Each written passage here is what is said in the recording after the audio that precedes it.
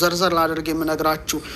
አንድ አመት 365 ዕለት ነው እንደሚታወቀው።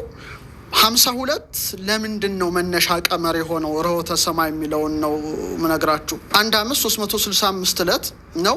ለሳምንት ስታካፍሉት 52 ይመጣል። 52 ሰንበታት ይሰጠናል። ስለዚህ በአመት ውስጥ 52 ሰናብት ወይም ሰንበታት አሉ ማለት ነው። እነዚህ ሰንበታት እግዚአብሔር ለሰው ልጅ የሰጣቸው ታላቅ ስጦታ ናቸው። አንደኛ ከዕለትም ዕለት ይመረጣል። በመጽሐፍ ቅዱስ ላይ ከዕለት ዕለት ይመረጣል። ለምሳሌ እግዚአብሔር ሰባተኛዋን ዕለት ቀደሳት ይላል፣ ከስራ ሁሉ አርፏልና አለ። ስለዚህ የተቀደሱ የተመረጡ ልዩ ዕለታት አሉ ማለት ነው። ዕለት ሁሉ አንድ አይደለም። ለምሳሌ ዛቲ ዕለትን ተገብረ እግዚአብሔር ዳዊት ነው እቺ ዕለት እግዚአብሔር ስራ የሰራባት ናትና በሷ ፈጽሞ ደስ ይበለን እያለ ይገልጻል። በተለይ ትንሣኤ ላይ ምን ሰብከው ምስባክ ዛቲ ዕለትን ተገብረ እግዚአብሔር እቺ ዕለት እግዚአብሔር ስራ የሰራባት ናትና እግዚአብሔር ለስራ የመረጣቸው የባረካቸው ዕለታት አሉ።